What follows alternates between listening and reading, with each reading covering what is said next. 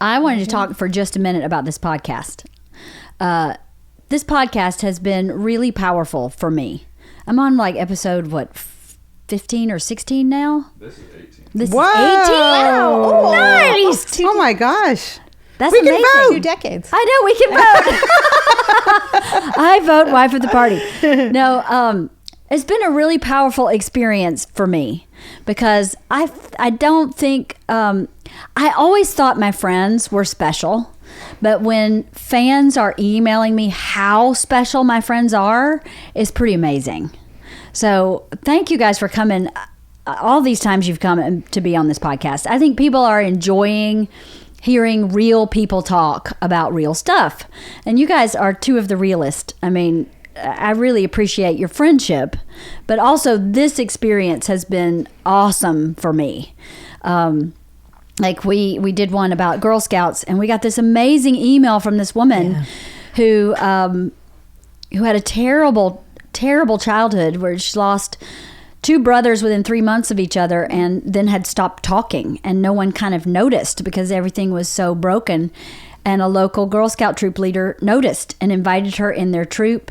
And she said she cried through the whole episode, just thinking about what that meant sweet. for her. Wasn't it amazing? Yeah, it was really amazing. That is amazing. Yeah. It's amazing that just us talking on the couch about things that, really, that I'm interested in and that we're all kind of interested in talking about really affects people. Like the Raising Boys podcast we did. I've gotten so many emails about that, about raising boys, about how they saw things in a different light. And perhaps it's the comment you were talking about where I'm like, when he throws a badminton racket across the yard, it's just testosterone. Yeah. It's not Doesn't a make him big a bad deal. person. He's not, no, he's not headed for psychopathic. jail. He's just a boy. But I've gotten a bunch about that, and not to mention the one about autism or Asperger, and the one about sex is like everybody loves the one about sex. So thank you guys for being a part of this journey. It's been really fun. I hope you've enjoyed it. Have you enjoyed it? Yeah. It's definitely. super fun. It doesn't feel like it's work or anything. Like, do you know what I mean? Like, it does feel like we're just sitting here having a I get conversation. to come talk to Jeanne and Cathy. Yeah. Like, it's just like, oh, let's hang out for a little bit. It's kind of nice. Well, I'm glad because I am very aware that we are all busy and that the benefit of this for us, the women that do this, is our fellowship, so to speak. Our spending time together is the only benefit I can offer because we're not getting paid. So I know we all work. I mean, even though Cathy and I may not have an actual job, we have big jobs, and Jeannie has an actual job and the same big job we have. So I just want everybody listening to know how moved I am by my friends going on this journey with me, and how appreciative I am for everybody who's done the podcast, not just Jeannie and Cathy, but Sam and Lynn and Margaret and Tracy and Cathy R. and everybody else that's done it. It's been really awesome. I can't believe this is number 18. That's amazing. That's awesome. It's good luck. Yes, it is. It's high. High. That's right. See, we go back to our... Why is If we 18 go back good to luck? Jewish, Wait, I have you no just idea lost me. I was what like, 18 is, but it's good luck. It's very good Why? luck. For our bat mitzvahs, you always give increments of 18 for the gift. Really? It's supposed to be good luck. Someone should do like a leaflet. It's like the book for dummies. Remember when we were talking about that book? I last found year? it last night. You did? We're still going to do that. I haven't read that book yet. I haven't either. I mean, I've got like 4 books in front But of it. there's a book for dummies for everything. Is this There one? really is. So we were talking last summer, actually, in a car ride about like the differences between certain religions, like Lutheran, Methodist, like what differentiates them, and I have absolutely no idea. Yeah, no, nor I. So there's we a bought book this on- So book there's this called, book called Comparative Religions for Dummies. Dummies. Oh. So we were going to read that book and podcast about it, but lots of other books have gone ahead Yeah. of it. So at some point, It's not I got super Untangled. exciting. You did? you got Untangled? So I Did you read started it yet? it. I started it. So It's really We'll great. we'll do that one. we should podcast retalk. about that book Yeah. because it's a I've got powerful my highlighter book. out. So Good, do that because, and I'll go back through and see if I can pull out the. Wait, did you key not things. talk about it? No, I've just kind of mentioned that it was a really important book Yeah. and kind of talked about it in generalities. But the last not time we got did it. one, you and I was talking about my daughter's head spinning. You guys were like, you need to read Untangled. You have to. It's a Yeah. great book. It's an amazing book. Well, we're currently reading Better Than Before by Gretchen Rubin. That's my current book club book. What was that face, Cathy Fromkin? Current meaning I'm picking it up today. maybe not have started it yet. It's really pretty good. Is it? I haven't started. I feel like I'm might trying be to get through my other one. raising an adult. How to Raise an Adult. That's the one I wanted to do next. It's a great book. So make sure you take notes from that Okay. one, because that's the next one I want to do, or Untangled, one of those two next. But Better Than Before is really good, although I do feel like the author might actually be carved out of cream cheese. She's like real goody. Oh. But that's okay. I mean, I've already learned stuff from it, and I'm probably only 25 pages in. And I've had like an aha moment already. So I'm looking forward to hearing what you and Kirsten have to say about that. You're welcome to join us on that too. It's called Better Than Before. I don't know. I am reading my Commonwealth, which is my book club, and Untangled at the same time now. Oh, So I'll stick with this. you don't want any more. You know what the Timothy Ferriss from the 4 Hour Workweek says, right? Is that you should read books from which you're trying to learn something in the daytime, and you should read books for entertainment at night. Oh. That's what Kirsten said If last I time. had And I was like, that's brilliant. time to because- read, I would love it. I mean, I know, could you right? imagine No. if we actually had like an hour during the day You know to what? read? Actually, I have found I spend a lot of time waiting at carpool. Oh, So, you pull it out like, then? I'm 15 minutes early before the kids get out of school. So I always have a book in my car, and it's the book that requires me to think about. Yeah. It's not just like the Oh, that's fiction that so I don't. smart. Yeah, That's what I because do. that's I how play I a game get on my through so phone. much more. I do that too. I shouldn't do that. It's like brain waste. Yeah. Well, I should read Yeah, but the sometimes book. you need brain waste. Brain waste is important. Yeah. I It do the is. same thing though. I always But- have a book in my purse, and then I have a book. I should show you my quote kit. I have this like pencil bag, like school bag, that has elastic on it, so you can slide it over the cover, or like the front page, or the whole book if the book's small enough.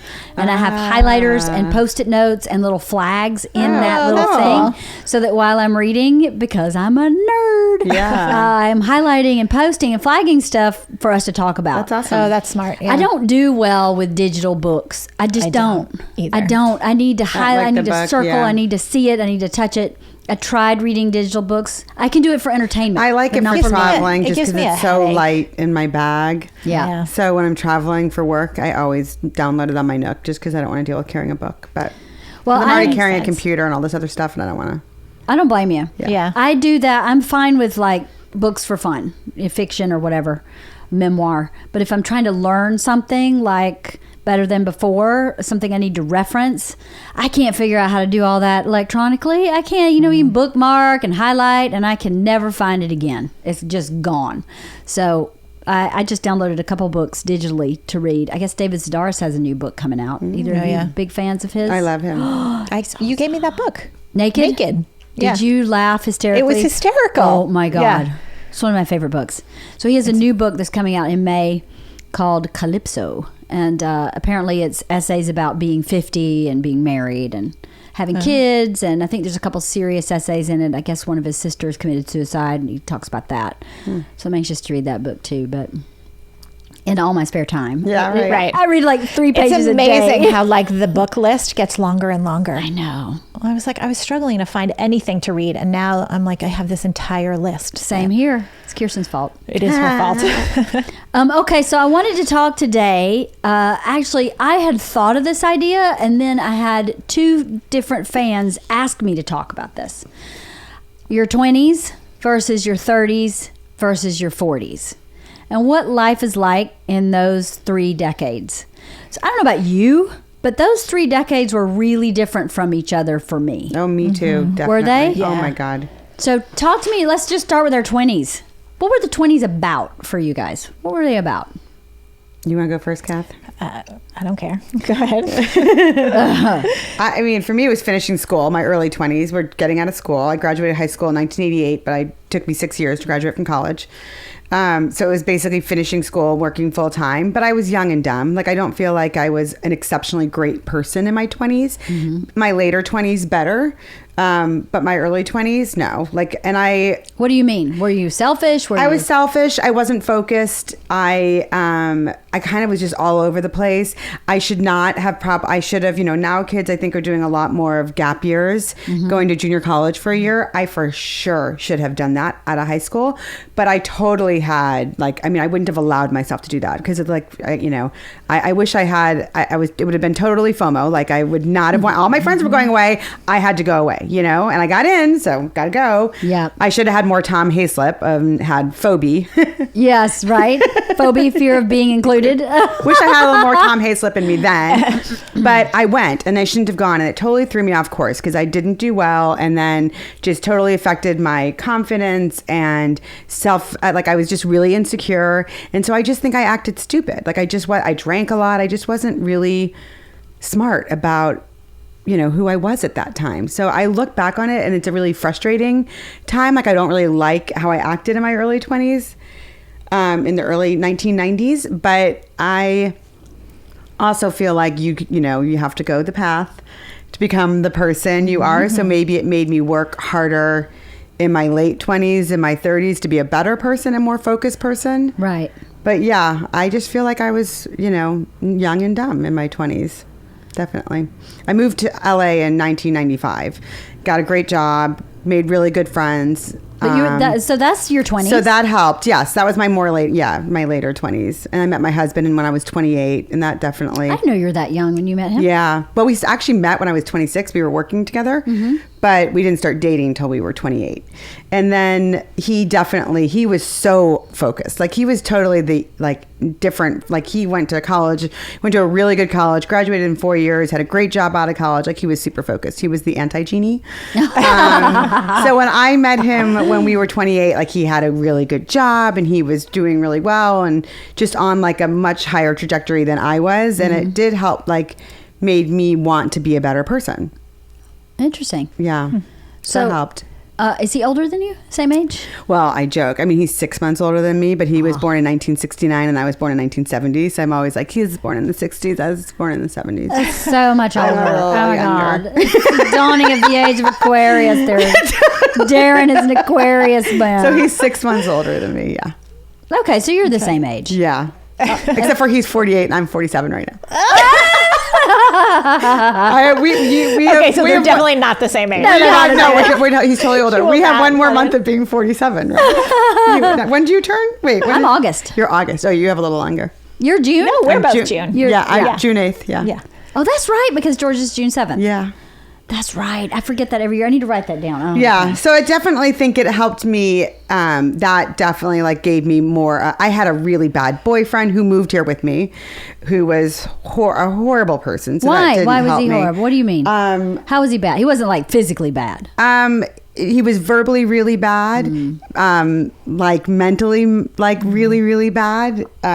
Like just really messed with my head a lot because he was totally cheating all the time. And then when I kind of knew it, you know, and so I would accuse him. I'd be like, you know, let's just end it. Like I kind of wanted it to be over because I wanted to know that what I was feeling was right, like he was. And so I would say, just admit it. Like, it's fine. But like, let's end it and be done then. You know, like if you want to be with someone else, that's all right. But I can't keep living like this, like thinking that you are and then having you tell me you're not. Right. And then it would turn to this, oh, you're so pathetic. You're so insecure. Why do you keep accusing me of this? You know, because we were living together at the time. And so why was he and so then staying? I would feel, I have no idea. So then I would stay. Even though I knew, like, you know. Yeah. And so finally, this guy he worked with called me and was like, we all can't. You're too good of a person. We can't let this happen anymore. He's totally cheating on you. Are you kidding? No. And I was at work when that guy called me, and it was right after Valentine's Day, and he had sent me flowers, of course. Oh, so my God. So this is like, mind you, like this is the 90s, you know, so like there was no calling on the cell phone. I mean, I maybe had like that giant phone because I was in public relations and they got me one, but we had pagers, you know, so I'm paging him. He actually worked at Earthlink. So they had the pagers where you could go onto your computer and type in a message. It had to be within a certain amount of things and he would get it. So I start, you know, I'm calling him on his cell, of course, he's not answering. Or calling him on his office line, he's not answering. And so I start doing his little pager thing. and saying, you need to call me right away. And he was like not responding at all. So I was working at Playboy. I took the flowers, threw them into the trash can. My boss's office was there, and he was like, what's going on? Uh-oh. I walked into the big boss's office. He wasn't there. Slammed the door, and then I called and got his voicemail at work. And we literally, after 4 years, moving from the East Coast to LA together, we broke up over voicemail. I left him a voicemail, and I was like, you're so pathetic. You can't do this in person. You've strung me along this long. It's over. I'd already called our landlord and was like, I'm moving out this weekend. And my really good friends at work helped me move out, moved me into my uncle's guest house. But we broke up over voicemail and never saw each other or spoke again. Are you kidding? No. Really? And we had a dog. And of course I took the dog because, you know, she's mine. But Was we had that Phoebe? Phoebe. So we had a dog. So Phoebe came with me. My best friends, Zach and Damien, moved me out. They were big guys too. So if he had tried to mess with it, because he was huge. He was like 6'4" and a big guy, which is so funny because Darren's like the anti asshole of, I won't say his He name. is the anti-asshole, yes. But In more ways than one, he's the Right. anti-asshole. and the funny thing is, Darren knew him because we were working together at the time, and he came to like all the events. He like was friends with everyone, knew him. So, anyways, so that was like a big. I just like when I just was. Why would I stay with that person? Like, what's wrong with me? Looking back on it now, I'm like really angry at myself because how much like. Did I have like love and self-love for myself that I let myself stay in that relationship? Ugh, it just makes me sick. So I had fun in my 20s, but it's also like looking back on it, it's not an extremely proud time for me to look back on. It's not something that I feel great about, but I also feel like I don't know that I would have had the confidence to move here had he not been coming with me. Right. So in a way, he got me here. That might have Right. been his purpose. Maybe. And maybe you just stayed too long past his purpose. Clearly. Maybe. Clearly, I stayed far too long. Did you have another relationship after him before No, Darren? Brian. I just said his name. Well, I didn't say his last name, so it doesn't matter. We broke up, and literally, Darren and I started dating like 3 months later. Shut up. And I remember, like really, really liking Darren, like falling hard pretty fast, and. I was in public relations at Playboy, so I was with the radio personalities a lot locally here in LA, and I was with Kevin from Kevin and Bean, Kevin and his wife Melissa, who she had gotten divorced and they had met pretty quickly and gotten serious. And I said to her, I'm so bummed because I really, really like him a lot, but like Brian and I just broke up, and I feel like he's like the transition guy. And she's like, no, sometimes God makes you suffer so long with the wrong one, he gives you the right one right away. Oh. And I was like, really I'm sweet. gonna go with that. I'm going with that. So we started dating, and then we were living together a year from when we started dating, engaged at 2 years, and married after 3 years. Wow. Yeah. So so you got married, you were 30? I was 31. Okay. Yeah. So you transitioned from your 20s into your 30s into being married. Yes. So you were married your 30s. And I became just because of him, and I give him a lot of credit, I just became a much better person. How funny. Mm-hmm. Well, Darren is a really special guy. He's a really great guy. He definitely, I became just focused. I felt like I was worth more. He made me feel so good. And Aww. just also like my life was kind of a mess. Mm-hmm. When we first started dating, the asshole had left me in all this debt. He had horrible credit, so he'd opened up cards with my name. It was terrible. No. Yeah. So where did you meet this guy? We actually grew up in the same town in McLean, Virginia. Like when I moved there junior in high school, he lived in my area. So were you friends in high school? No, I didn't really. I went to the Catholic school. He went to public school, but we both actually were working at Banana Republic. Oh, okay. So he was stockroom. Were you front of the house? I was manager. Of course. That's so funny. But yeah, so Darren literally said, I was like carrying this heavy weight of this debt. I was embarrassed to tell him. And one day he was like, sat me down and let's put it all out on the table. And we put it all out. I put out every bill, everything. He helped me get a consolidation loan to pay it off in 3 years. He had me go to my uncle, ask for a loan, had filled out a whole amortization chart of when I was going to pay my uncle back with 7% interest. He totally got it together so that and it was like a gazillion pound weight off my back. Right. Yeah. Because it's really embarrassing. Yeah. And you're carrying that around. And it was like, I felt like, how dumb are you that you let this person do this to you? Yeah. So, anyways, he totally got it all together. And I was just like, oh, thank God, it just felt so much better. Right. So I entered my 30s, like coming out of debt, in love.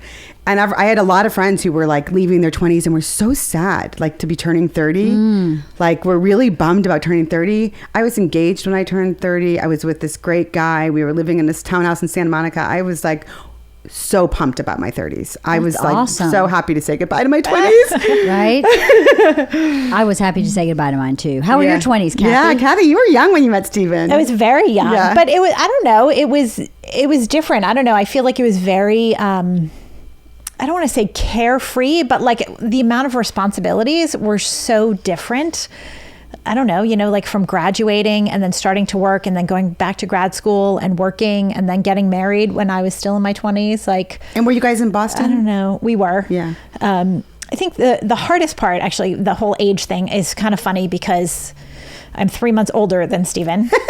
Oh, no. But Cougar. the same year? Were you born the same year? We were born the same year, but because of our birthdays, he's actually a year behind me in school. Oh. So for us, the beginning part of the 20s, it was very weird. Like I graduated college. So my first year out, I'm working and I'm working 2 jobs and like doing all of that. He's a senior in college. They're fucking around drinking every day. You know what I mean? Yeah. Like you remember your senior year in college. Like, Yeah. there was not a lot of responsibility happening. No, you're in like elective heaven. You know what I mean? Yeah, like I had one class my second semester senior year. But anyway, so it felt like for a while, we were at this very different place. He finally graduated. And at that point, I had already made the decision to go back to grad school. So I was in the process of applying and all of that kind of stuff. And he was kind of like, oh, what the hell do I do now? Like, I don't have a career. Like he had a job and whatnot, but he definitely wasn't as focused. And he was like, we used to drink every night. Like, I can't do that anymore. What's happening right now? Like, I don't know that I like this adult shit. So then I went back to grad school and he had it together. And then like my second year in grad school, he's like, yeah, I need to go to grad school. So he was in this whole thing. Like, it just feel like we were In sort of school. chasing each other for a while. Like we weren't on the same page. How fun to have gone to school all those years together, though. Yeah. Well, You grad learn school a lot is about different, each other, but I think, yeah. too. Just like the studying and like Yeah. the We habits were- and The commitment. Yeah. It was interesting. And so, and then finally, like we sort of all like, later 20s, we were like, okay, we got this. Like we're ready. When Right. we got married. I was 28 when we got married. Where did you get 27? married? Boston. In Boston. Yeah. So what internally do you think your 20s were about? Like emotionally, internally? I'm not sure that I know. Do you know what I mean? Like, it just felt like I was on this path and this is what you were supposed to do. Like you graduate high school, you go to college, you get a degree, you go to work. Like that's just sort of the expected plan. And it was great. Like I loved all of it. We had a great time. We always went out with friends. Like it was just super easy. I felt like everything back then was fairly easy. Easier than now? Yeah, way easier than now. How interesting. My 20s were stunk. I think I was such a little lost lamb by the time I graduated high school and went into college that 20s for me was about discovering who I was. Like I didn't have any idea who I was until I got to be about 30. I think things, obviously they start, you're pretty lost in your early 20s, and as you approach 30 you're less lost. But that whole time for me was it was an intense time of self-discovery and healing, like stuff from my childhood. So I ebbed and flowed in and out of relationships.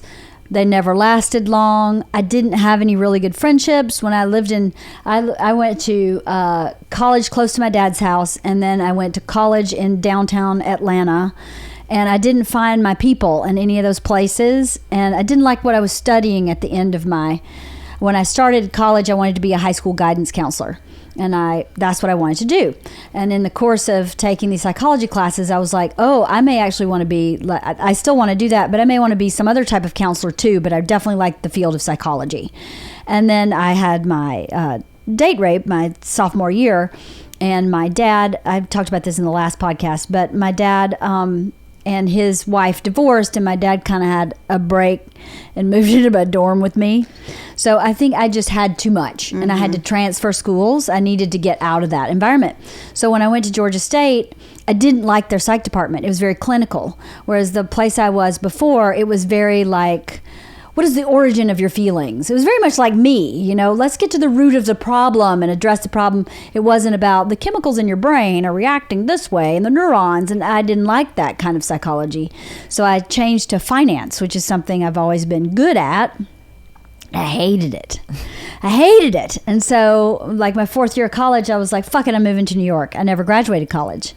So I moved to New York, and then I was just, you know, New York was wonderful. I studied acting. I really figured out the metal I was made of, because to be able to live in New York, paying your own bills, going to school for 4 years, you pretty much figure you can do just about anything. I mean, that's really hard. Now, I was in a lot of credit card debt also, because I wasn't really making it, but I was making it. You know what I mean? I was making it and incurring a lot of debt while making it. And that stressed me out. Like what you're talking about, I was so stressed out about my credit cards. It's a very heavy weight. It's awful. And I had a student loan. And I'm trying to be an actress, and that's when I started writing. I started writing in New York because I was. Everybody kept saying, you got to lose a Southern accent. You got to lose a Southern accent. And I kept going, I'm trying. I'm going to classes. It's not going away. You should hear what I came from. You hear my daddy talk? And you go, wow, that's a massive improvement. You don't sound like Jimmy. You're pretty good. But I was like, I don't really want to change who I am. So I was struggling with wanting to be an actress and not wanting to quit, because I'm not a quitter. And going to school and paying for this, you know, I went to school. I'm a Meisner trained actress, which is a really big deal. And I don't want to give up that, but I don't really want to do that anymore. And how do you give up on a dream? And how do you shift your dream? And after living in New York for 4 years, I moved to LA because I couldn't handle that intensity anymore. You know, being from Georgia, New York's quite a bit more intense. So I think I had it as long as I could take it. And the whole time I was in New York, I was in like an emotional upheaval. I think while I was in New York, I remembered this date rape, which I had buried mentally. So that came back, and I was dealing with that. I went into therapy in New York and started digging through my childhood. So that was emotional. And, you know, I was mugged twice and working like a dog to pay for school. And it was just a really hard time in New York, but really good. Like, I loved living there. And it probably gave you a lot of confidence. I think in the long run, it did. In the long run, after I got through it, I went, wow, I did that all by myself. I mean, I moved to New York. And I remember getting off the Port Authority, the bus from Newark. I took the bus to the Port Authority, and I was like, 42nd Street at the time was not owned by Disney. And it was like, Peep Show, Triple X, Live Nude, Peep Show. I was like, where am I? I don't, I'm sorry, I've never seen this before, ever. And I've decided to live here. Okay. Did you have friends there before you went? Did not know anybody. You did not know one person? Not one person. Where did you live? I'd never been there either. Oh my I just God. decided I need a metropolitan place that is not Atlanta, Georgia. Wow. So I didn't even think about DC. I thought of New York, and I went there. And then I just was like, whoa, this is going to be a totally different experience. I mean, I was telling my kids about this the other day. We were in Philly, and we were driving by this huge museum in Philly. And I said to them, my kids are so bored with my stories, but whatever. I'd never been to a museum. So I'm living in New York, just moved there, and I'm walking in Central Park, and I come across this massive building, which is the Met. And I'm like, what the hell is this building? This is the biggest building, like single building I've ever seen, I think. It's huge. It's not like a skyscraper. It's like a city block wide. It's huge. So I walk up and I go, oh, okay, this is a museum. So I had like $15 maybe to my name. And it was $7 to get in. I paid the $7. I went in, and directly when you turn like when you go in at the time, there's like a little room with suits of armor in it. Yes, that's my kid's favorite room. I went in that room. I love that room. It's a great room. It's magical. It's beautiful. Oh my God. The whole Met is beautiful. They're huge though. They're huge. And you go, how the hell did anybody carry that on their body and swing a did they battle axe at move? the same Yeah. time? Like, how'd you even get on a horse? How did the horse not break his back? But anyway, I walked in that room and just started bawling because I was like, oh my God, these things like really exist. I stayed at the Met until it closed. I had found it later in the day. It was like 4 hours, and I cried the whole time because I had no experience of that type of thing. I didn't understand the scope of the world in that beauty way. of it. And that we really have, I mean, there all the Egyptian artifacts in the Met that I was like, I'm looking at a real like tomb of there's a mummy in that thing. I just couldn't comprehend it. So New York was that for me. It was a lot of like a discovery of the world outside of the world I grew up in. And like, it was just an awakening, really. Sometimes an awakening can be painful, you know? So when I moved here, I started making friends. I didn't have any friends in New York. I didn't know anybody, and I didn't really I made one good friend, but it wasn't the right friend. Do you know what I mean? So I came here and I started making friends, and everything just felt better here in my 20s. I started writing seriously in my 20s, writing screenplays. And I was writing one acts in New York that I was producing and also acting in. And then when I moved out here, I was like, I'm going to try to write a screenplay and see how I like that. And then I liked it a lot. And this girl that I'd met in New York, Liz, was here. And I was telling her I was started to write something. She was like, let's write something together. I was like, okay. So that's how I started kind of writing with a partner. I started writing with her. And then life started easing up. Like, it wasn't so intense anymore emotionally by my late 20s. But everything was very emotionally intense in my early 20s. How old were you when you moved here? 27. Okay. I also found too, I mean, I grew up in Ohio and then we moved to DC, and DC, the weather is better than Ohio, but it's a lot of gray, especially growing up in Ohio. And I always wanted to move to LA, California, but like really LA, although I would have taken San Francisco. But I was always just drawn to it, and I had family here, so it was an easy place to come. But I also feel like the sunshine changed me. Yeah, I'm sure. I think that the gray weather really affected me. It affects a lot of people. That's not a crazy thought. It affects a lot of people. Just happier and sunshine. Yeah, you have to be a special person, I think, to live in Seattle. John Denver knew it. You know? Right. John Denver. Sunshine on my shoulders. He knew a lot. He did. John Denver. But anyway, I thought I do not regret my 20s at all. But I would really not like to repeat it, ever. Under any circumstances would I like to go back and live that over again. Me neither. Nope. Not ever, right? I hope But you my said it kids was have so better 20s. easy. It was, yeah. I didn't feel like, I feel like I have just been on a path, and like that was the way it was supposed to go. Like everything sort of went like it was supposed to, but I don't know that I would want to do that again. I see. You know what I mean? Like, Yeah. it's not like it was so amazing. It wasn't terrible by any stretch of the imagination. Right. Like, I think I've known for a very long time where I was going and how to get there, and I just made that happen. So that was good, but I don't want to be freaking 20 again. No. What would you say was the biggest or most important thing you learned in your 20s? I don't know. That's a good You know what? question. I'm really good. I made really good friends after I moved here, and they're still my friends. And I think that having the really good friends was what kind of gave me the confidence that it was okay to get out of the relationship. Like, I didn't need him. I have these people. And I feel like in your 20s, your friends become more family. Yeah, they do. Than when you're high school friends. They don't necessarily feel like family in that, you know, when you're older and living on your own and you guys are doing meals together all the time and doing all these different things together, they become more like family. And so I feel like I definitely became a better friend in my 20s and learned how to have closer friends. Right. They're your family of choice, right? You choose those people Right. to be your family. That's a good thing that I've learned. What do you think you learned, Kathy? I don't know. I'm not entirely sure. I think I learned, I mean, I definitely matured a lot in my 20s. I definitely learned how to be like professionally a better person. Not that it does me an ounce of good today, but since it's like career 2.0, that was like a million years ago. But I feel like I definitely grew a lot as a person in that regard. Yeah. I think it was my most intense time of growth too. That 10-year period, I grew so much in that time period. I grew a lot professionally. I don't know that I grew a lot emotionally as a person until I was in my 30s. Interesting. In my 30s, I was in a stable relationship.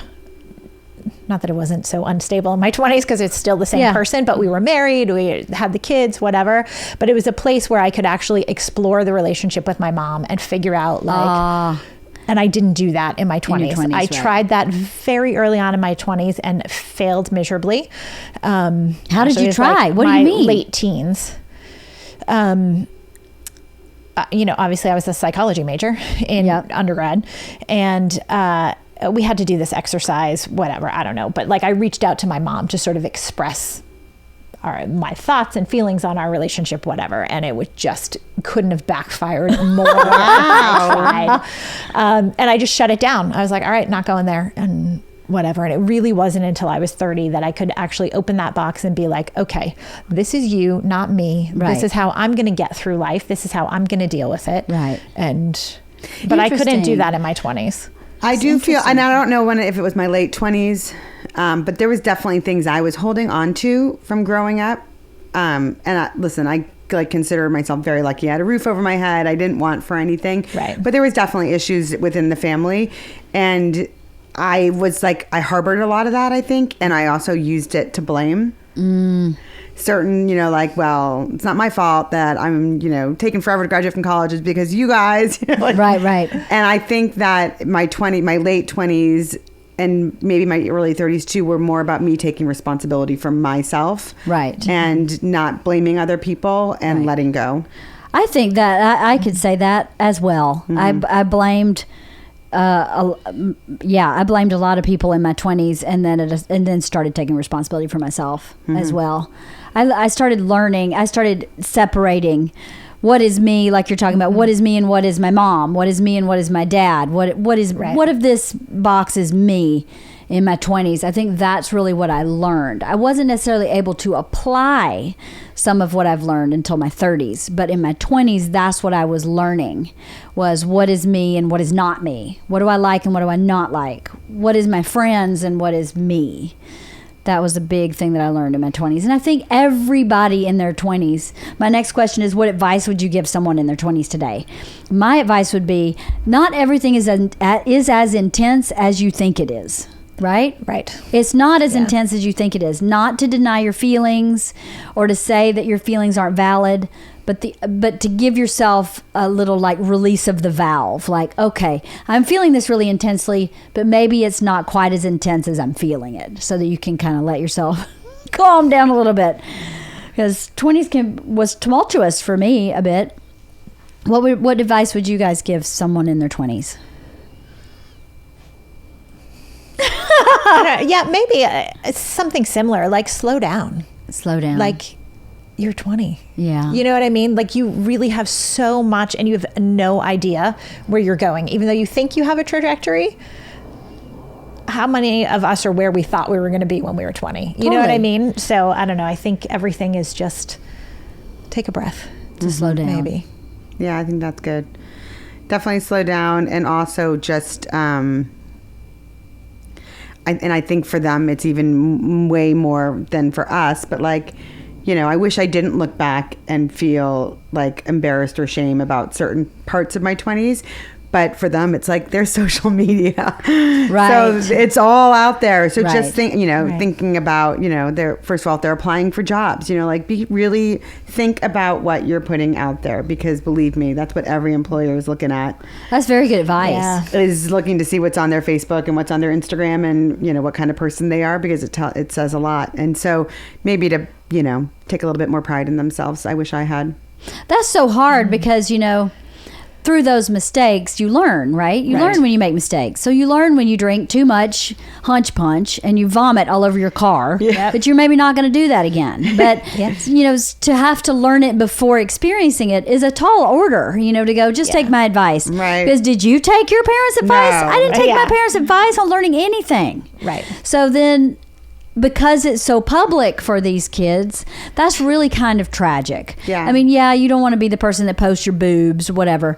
But if you're the person that posts your boobs, you would hope there would be some kind of forgiveness at a certain age that kid was working on being 20. Right. You know what I mean? Right. But there's not. That's really a scary place to be now, I think, as a 20-year-old. They have to be so much more careful. Right. The permanence of their choices. Thank God there was no social media when I was in college. We had no, like, if we brought a camera to a party, it was a disposable camera. Yeah, totally. Right. So you had to drop off at the drugstore, and maybe you remember to pick up your pictures, and If they'd you all had be enough crap. cash. Yeah. Right? Because you can't see the digital screen to see Right. what you're taking You a have picture no of. idea. So someone's shoe, a Solo cup. Totally. You have no idea what it was. I mean, the amount of times I got shoved through my dorm window, completely passed out drunk. I can't imagine where that would end up, if it were today. Right. We shoved her through her window again. She couldn't walk home. Had to just shove her. Thank God I had a first floor dorm room, right? Constantly, they had these, this sounds risque, but male escorts, like safety escorts. Yeah. Oh, yeah. And they constantly find me passed out let's somewhere on a bench. Let's call it a safety escort. And they shoved me through my dorm room window. They all knew where I lived. Just shoved me through the dorm room window.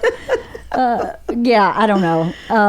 That's really a shame. I hadn't thought about that, but that is a shame that they can't make mistakes privately. No. It's also public now. All right, let's move on to our 30s. Yeah.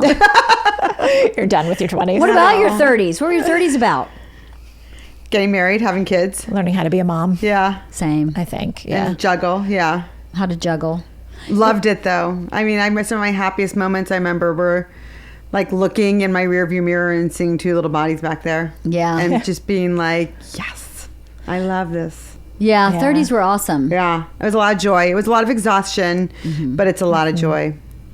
Same with me, and it's around family, but also I was working a job I hated in my 30s to help Bert, and that was really hard because I didn't want to be there. But and in all honesty, if I'm really honest, because my 40s are better than my 30s in some ways, in that learning how to be married was hard for me.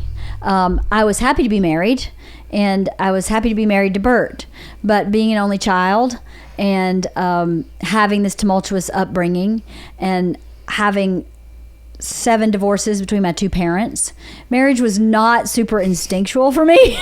So learning how to be married was a little hard, and negotiating what I need versus what the family needs versus what Bert needs, and always trying to find the greater good, and sometimes at my own expense, I found was much harder in my 30s than in my 40s, like learning that. Lots of sacrificing.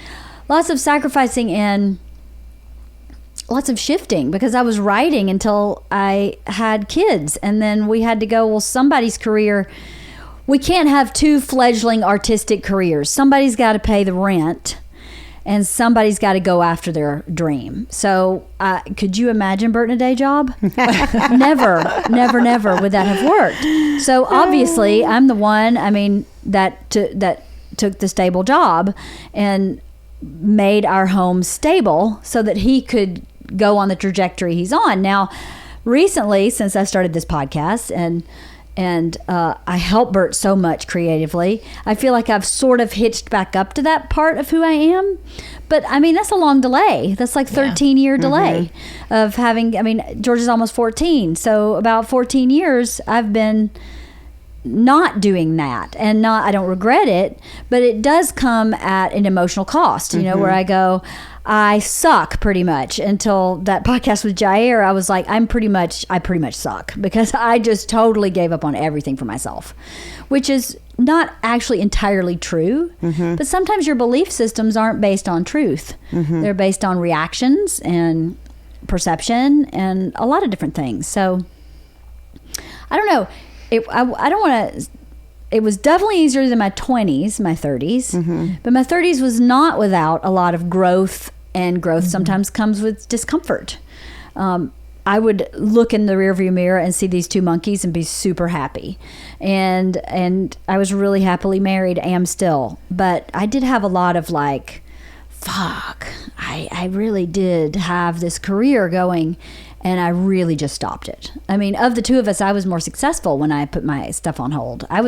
Studios were calling me to adapt books into screenplays and stuff like that. And that definitely wasn't happening for Bert.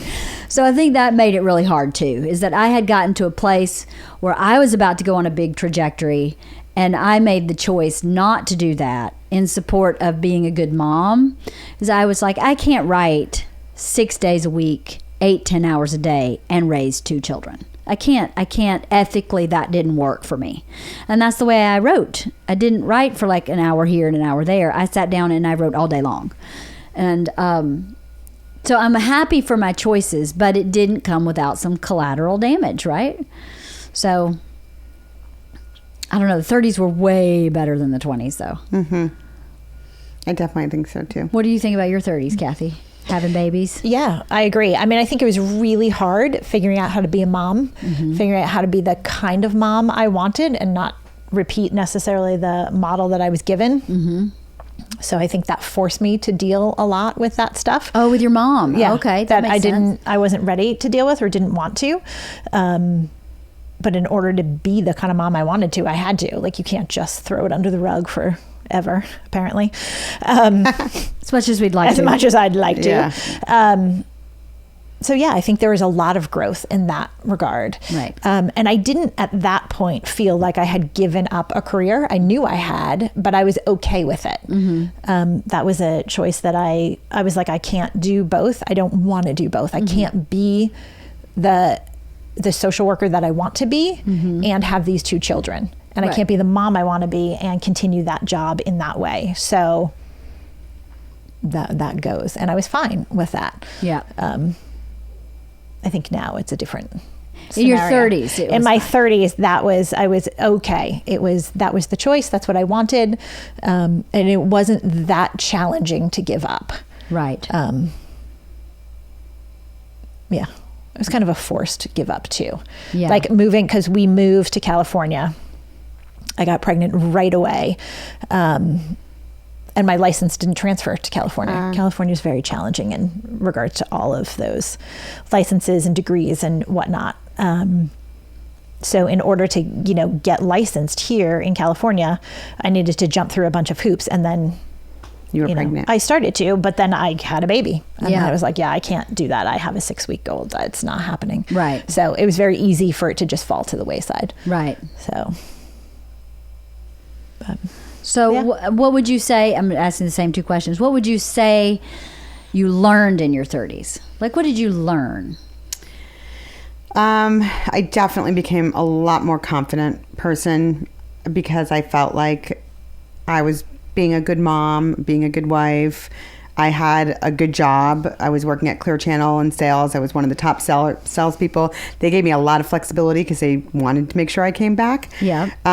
So they let me work flex hours, and they let me work from home on Fridays so that I could do my Mommy and Me class. So it was, I just felt like, when your work is making you feel good and you're feeling good as a mom, like, I just felt like I gained a lot of confidence in my 30s. I was definitely exhausted, but gained a lot of confidence. Again, made more amazing friends because I made my mom friends who today are like, I can't even imagine that life. It's like why I love living here and why I love our village. And so I made amazing friends. We got really involved at our temple, which we had never been involved or belonged to a temple before. So there was just all these new friends and new places, new schools, and just I loved every little step that we made. That's good. Yeah. So you gained confidence. Definitely confidence. That's good. What do you think you learned, Cathy? Yeah, I definitely learned a lot more about me as a person, as a mom. I definitely grew a lot in my 30s. I think I gained some confidence, not probably as much as I think I was coming from a lower point than but you. As was I. but yeah, I think I grew a lot. In terms of what did I learn? Yeah, I think I just learned more about myself and who I am as a person and what kind of person I want to be. I think there's a lot more self-reflection going on in my 30s than there was in my 20s. Right. Interesting. I think I learned how powerful I am. I started to learn that my going from where I came from, going to New York City, I didn't know anybody when I moved here either, and I had never been to LA ever. I just went, I'm just moving there. So I think it started to settle in my 30s that was not normal. Yeah.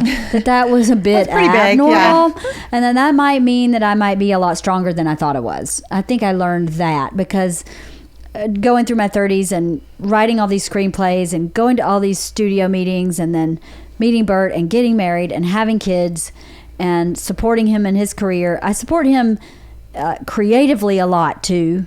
I by no means write anything for him, but I'm definitely the person he bounces everything off of. And for him to say that was a really good idea is really cool. But yeah, I think I started to really feel how strong I was and how powerful and empowered I think I was in my 30s. I didn't feel that way in my 20s. No, I totally agree with you. Empowered is a great word. It's like after especially giving birth. Yeah. And you feel like I am woman, hear me roar. I remember telling people that, like, you're literally like, I can fucking do anything. I just gave birth to a baby. Right. Like, and that, I remember like that, not expecting to feel that way. Right. And I felt like so strong. Yeah. And you also feel like, at the end of the day, when you have, gotten your grocery shopping done, woken your baby up, bathed your baby, changed your baby, done all that, done all your activities, and you put that baby to bed at night, you feel like so accomplished. Yeah. Like I made it through that day. Yeah. I remember when Darren used to travel for work, whatever, just for like 3 or 4 days.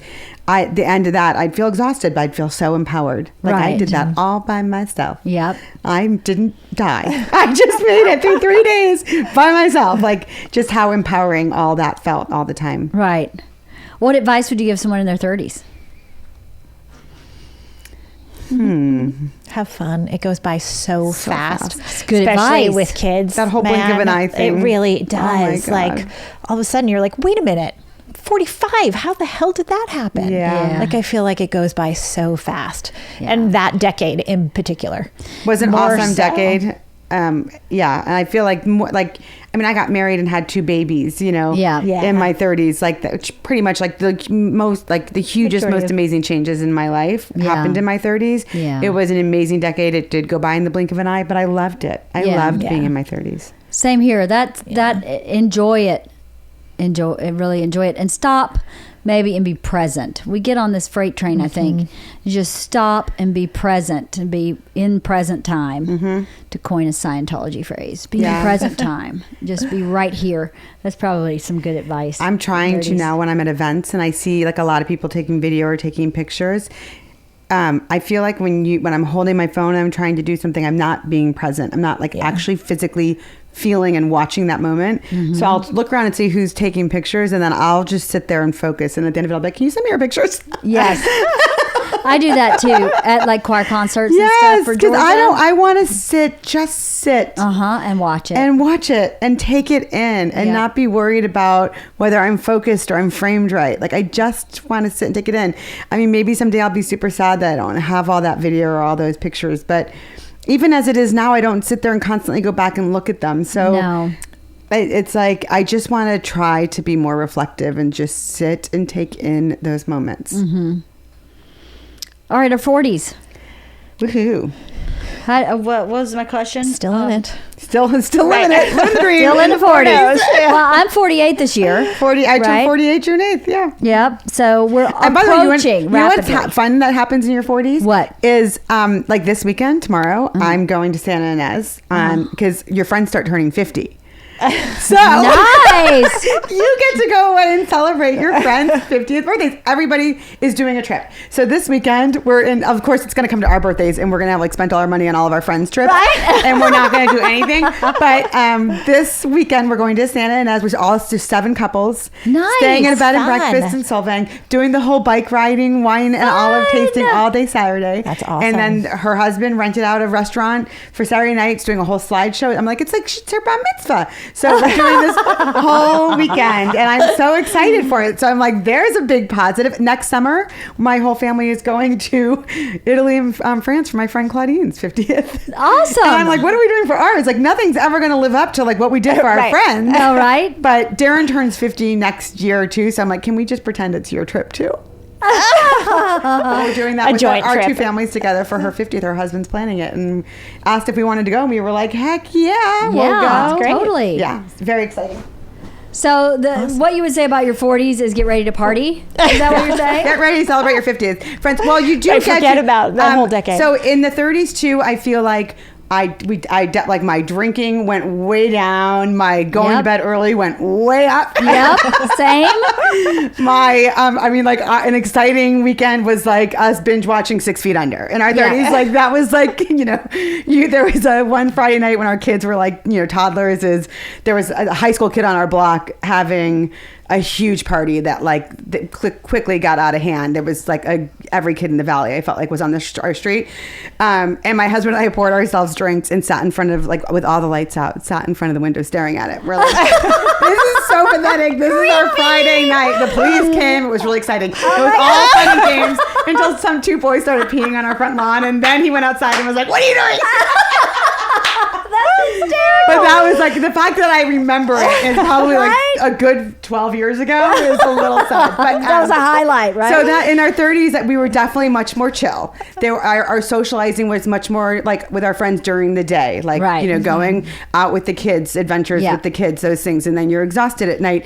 We would take turns. One of us got to sleep in on Saturday and one of us got to sleep in on Sunday. Nice. So, because they were up with the sun, so we would take turns with that. So that actually worked really well.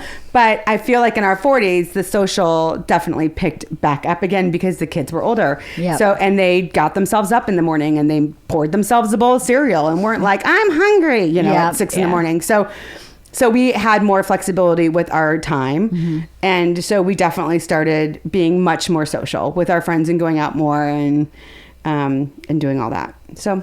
I feel the same. Yeah. I think that's true. Does that feel the same Yeah. to you? Yeah, we were definitely much quieter in our 30s. Yeah. And you would think that's when you'd be partying, but with small children, Right. No. you just can't do it. The price to pay is too high. Oh, are you Right, that's so kidding? true, It's right? true. Yeah. You cannot be exhausted the whole next day and with a headache. It's like it's not worth it. You do it once and you don't forget. It's like the person throwing up the thing and you got to live Yep. and learn. Yep. Yeah. You do that once with a toddler, you drink too much, and then the next day you pay for pay it so for it, badly right, that you right. just do not make that mistake again. Yep. Right. It's not worth it. It's not worth it. But Yeah. the 40s, Yeah. the it's 40s different. is when I feel like I solidified my current friendships, right? I still have friends from my 20s, but obviously the friends in my neighborhood tend to be the ones I'm closer to because we all have kids in the neighborhood. At this moment, I'm closer to you guys, to the people on my podcast, and a few other people who don't want to be on my podcast, who are chicken. But I feel the same way. But Yeah. okay, so what was it about though emotionally, right? Like I like to find out what was your emotional path in your 40s. So I can tell you mine. I think mine was I was discovering my strengths and weaknesses and trying to address those, where I think my 30s I was discovering my strengths. But we have weaknesses too. And I don't think I was in touch with those in my 30s. I think in my 40s I was willing to go, okay, I am really stubborn. Like Bert's been telling me you're really stubborn and that drives me crazy, and I've been going, fuck you. Yeah. I'm not fucking stubborn and I'm not doing anything you say. But that's not stubborn. That's because I don't agree with what you say. But in my 40s I started going, maybe I am a little stubborn. Maybe that's not something I want to be. Maybe I am a little rigid here. And maybe that's not something I want to be either. I don't think I did that in my 30s. I was more reactionary in my 30s too, I think. Immediately, like, something would upset you or be wrong. And even if it was totally, I would react. Yeah. In my 40s, I take a step back. Same here. It's definitely easier in your 40s to take a step back. Because we have perspective now. Yeah. And we know where that other road leads us. And it's not necessarily a positive place. Even if we know we were right, we know we're right. Right. We know what's happening is very wrong. Right. If being reactionary doesn't always elicit the best response. And so I now have learned, I mean, believe me, there's still moments I'm sure that I react. But of course. I have learned to take a step back and take a breath and wait, give it some time and figure out a better plan.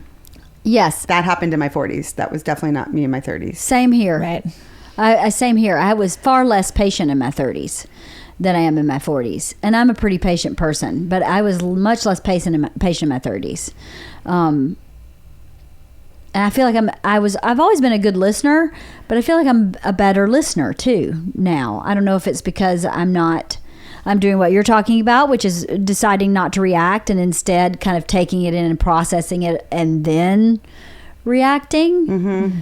But yeah, that willingness to look at my weaknesses, it's really a willingness to say, okay, I am not perfect. And not that I ever thought I was perfect, but to say maybe what Bert's talking about is actually true and I should look at that instead of defending it and saying, I'm not yelling at you. Well, what do you call that? Well, it's not yelling. You want me to show you yelling? I'll show you yelling. Can you tell my daughter that? When she's 40. Yes, because she's like, why are you being so mean to me? She'll say. And I'm like, because you've been yelling at me. That was not yelling. I know. Well, what's that? It's not yelling.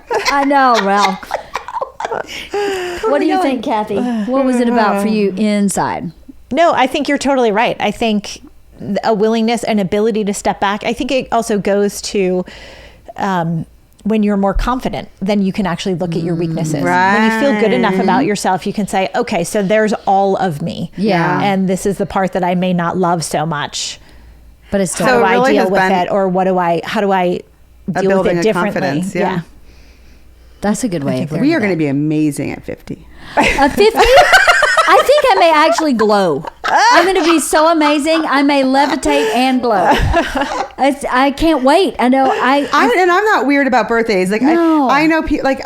Luckily, the people who I'm celebrating with are totally fine with turning 50. But I know people who get like really upset about age and don't want to talk about it. Every decade to me has gotten better. Me too. I'm like, what? No, bring it. It's all good. Totally. I don't like how fast time is going. I wish I could make it slow down. But that doesn't have to do with me and my age. It has more to do with like my kids and where we are right now and me not wanting. But yeah, I think it's a confidence. I do think though in our 40s, we're so busy in our 30s with the kids and the managing the family and like everyone's marriage kind of like you're just doing your best. But in your 40s now that you have more time together again, you have to work on it harder again to make sure that you're still... Right. Yeah. Well, it's interesting. Go ahead. What were you going to say? Go ahead. I feel like when you have kids together, right, it's like war, right? You're in like a battle and you divide and conquer sometimes, and sometimes you're on the same team. But I feel like you find out whether or not that's really the right spouse for you. Because if you can come through those toddler years not hating the other person or being resentful of the other person or feeling taken advantage of, then you're probably with the good person. Yeah.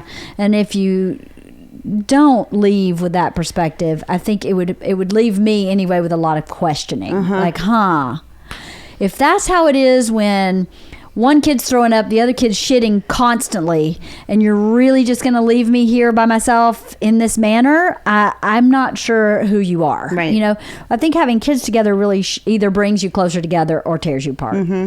Because it's so intense. And have you noticed like when we were entering kindergarten, I felt like with our older ones, I felt like there was like all of a sudden like a whole bunch of people got divorced, or like like there was, you heard in kindergarten, oh, so and so split up, or they split up right before kindergarten, and then it happens again at middle school. Like I feel like there's a lull. Isn't that interesting? And I don't know if it's because the kids entering and the parents be like, they're all right. Well, I also wonder too, because I feel like part of the 40s at this point, my kids are older, they don't need me as much. Obviously they do, but like it's very different. So where does that leave me now? Like I'm not this intense mom necessarily. Obviously that's not going to change, but I don't have a career at the moment. My kids don't need me as much, and the schools don't need me. You know what I mean? So where does that leave me? Who do I become? What's my path at this point? And I wonder, because it does seem to be like this big rash of people separating or divorcing at this point, if other people are in that same place, where all of a sudden you find yourself going, wow, I'm mid 40s. What do I do with my life at this point? And if you don't have a partner who supports that or understands that or can help you through that, or you just wake up and you look at this partner and you're like, wait, how did we get here? Because I think there are people who feel animosity when one's working and one's not. Yeah. And so they're like, they're older now. They don't need you, blah, blah, blah, Back to work. Back to work. And that maybe not goes over so well, because then it kind of means you're belittling what I've been doing all these years. That or the opposite. I put, I think about this, not for me because what I've been saying, but there's another couple that comes to mind where I go, she had as big a career as he did. She stopped of her own volition to have children. Now, how does she look at that now to go, well, you got to achieve your goals and your dreams personally, and I placed mine on hold, and I'm resentful of that. I don't feel that way with Bert, but there's another couple I know where I go, I think that may be happening, that there's a resentment that he got to move on, and she like her growth was stunted, so to speak, in the trajectory of her career. I don't feel that way. It's interesting. Well, I wonder if there is research. I'd be curious. So if there's certain ages for kids where there's a really high rate of divorce. Oh, it is interesting. And I know, like a good friend of mine literally was at college for 1 month. She's the youngest of two, and got the call that her dad had left her mom. Wait, how long had they been married? Like forever. I mean, my parents too. 25 years or something. Yes, 27 years. Like I was her in dad college, was just and they're like, yeah, we're done. for her to get out of the house, and was like, I'm out. What the hell happened? Wait, what? Say that again, Kathy? My parents were the same thing. Once I was in college, my younger brother turned 18, and 27 years. My parents were like, yeah, we're done. I was like, what? Was it one or was it both? No, it was definitely one. Yeah, so with my friend, her dad was like, I'm out. Yeah, my mom was like bouncing, like, I'm gone. Oh, your mom left? Yeah. Oh, I didn't know that. Yeah, my friend's mom was devastated. Was your dad devastated? Yes. Yeah. I actually think it killed him, honestly. Oh. I think he died of a broken heart. I swear to God. Oh my God. Yeah, it was terrible. Oh. But does that lead to and like resentment my older and anger to your mom? brother, You were carrying who all that is 10 years older, he was devastated. He was about to get married, and he's like, what the hell? Yeah, and now talk about adding all that baggage onto your wedding. That, like, I thought my parents, they've been married forever, and all of a sudden now they're not anymore. Like, that just ruined my whole view of marriage and life. He's like, what the hell am I entering into? So yeah, it was insane for So did you have any inkling that was happening? Do you have no idea whatsoever? What? Did they seem happy to you? No. Yeah. But I think when we were growing up that was okay. But I don't know that my mom would ever be happy. So, I don't know. So I feel like it's 5, 11, 12. So it's like starting kindergarten, starting middle school, graduating high school. Like 5, 11, 12, 18. I'd be curious if that's like the highest rates of divorce for parents is those ages, because those kids are transitioning to a point that they're more independent. With kindergarten, they're in school. I feel like when we were in kindergarten, there was like 6. There are a lot of people. I didn't start kinder with you guys. Well, Max there's a year in between, but still. But even Sasha's year, there was like a ton of. I feel like all of a sudden we were like, oh. I wasn't. That was my first year. I didn't know everybody, so I didn't. I wasn't. I know. I can think of like 2. And now there's a few 5th grade families who are graduating this year who are. Oh, really? I didn't know that. We'll have to talk about that after. Yeah. Fill me in after. We don't need to talk about that publicly. No. But I want to speak a little bit to what you're talking about, Kathy, because I feel like I was at that place. My kids are up and running. They don't need me anymore. What the hell am I supposed to do with myself? Right. Because unlike people who have kids right out of college or right after high school, even for people I grew up with, they didn't have a career. Or if they had a career, it wasn't their full focus, and then have kids, right? Because I had my first daughter, I had Georgia when I was 33. So I had a decade plus of working toward a goal that shifted. And now it can shift back, or it can do whatever I want. But it's like tasting blood, right? You tasted blood before you had kids, and now you want the taste of blood again, or at least you know what the taste of blood is. Right. Whereas if you have kids right out of high school or right out of college, you don't really get to taste that blood. So you don't really know what it's like. Do you know what I mean? To have that self-fulfillment. Well, you have to create, I think, something that now works for you within your life, like what you're doing here. Yes, like this podcast. This is going to become something larger that is going to become probably kind of a full-time job for you. That is going to be great because you love doing it, Yes, that's true. So I feel like you just have to, I worked in sales, obviously, for Clear Channel and then Disney.